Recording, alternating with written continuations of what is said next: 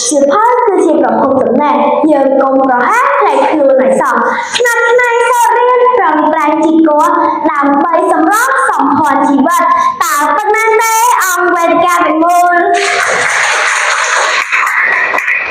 ជាកិច្ចចាប់ផ្ដើមនេះខ្ញុំសូមសម្ដែងការគោរពដល់ពុកពោះនៃការអ្នកស្រីនីកានៃសាលាវិទ្យាល័យក្លែងពិខិនមួយជាទីគោរពដល់ពុកពោះសូមគោរពគណៈកម្មការលោកគ្រូអ្នកគ្រូនិងម៉ាស្សាសាទាំងអស់ដែលមានវត្តមាននៅទីនេះជាទីគោរពនិងជាទីមេត្រីនេះខ្ញុំឈ្មោះសកលសៀវធីជាសិស្សថ្នាក់ទី5កនៃសាលាវិទ្យាល័យក្លែងពិខិនមួយថ្ងៃនេះខ្ញុំបច្ចុប្បន្នសេចក្តីសាមញ្ញនេះយ៉ាងខ្លីឡើងដែលបានចូលរួមក្នុងការពិធីអង្គណាសៀវភៅអ្វីអ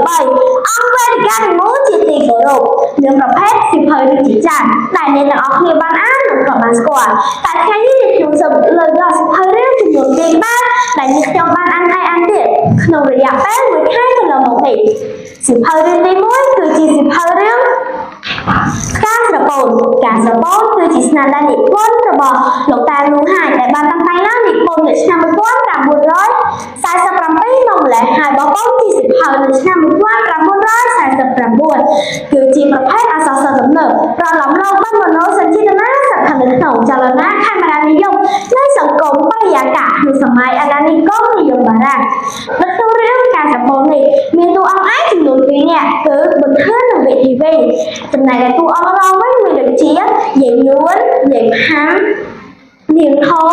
នាងធីលោ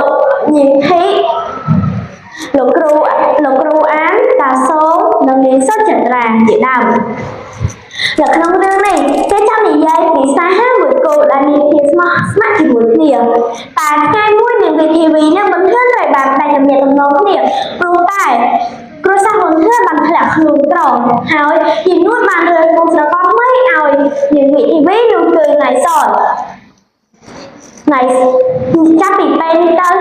នាងវិធីវីបានហត់ខ្លួនឈឺរហូតដល់បាត់បង់ជីវិតព្រោះតែចិត្តលោភលន់របស់យាយនួនធ្វើឲ្យគាត់មានវិដិសេរីអស់មួយជីវិតរឿងទី2គឺជារឿងកុលាបបៃលិនគឺជាស្នាដៃនិពន្ធរបស់លោកថាវៃពិខុងក្នុងខាងដែលបានតាំងតែងឡើងនិពន្ធនៅឆ្នាំ1939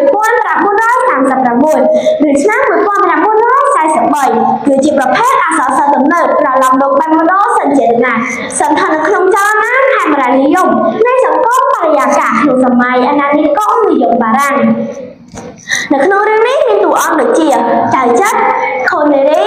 លោករុងរតនសម្បត្តិតាជើមលោកបាឡែនតាសុកថៅកែផាត់នៅក្នុងរឿងនេះគេបែងចែកអត្ថបទចេញជា6វគ្គទី1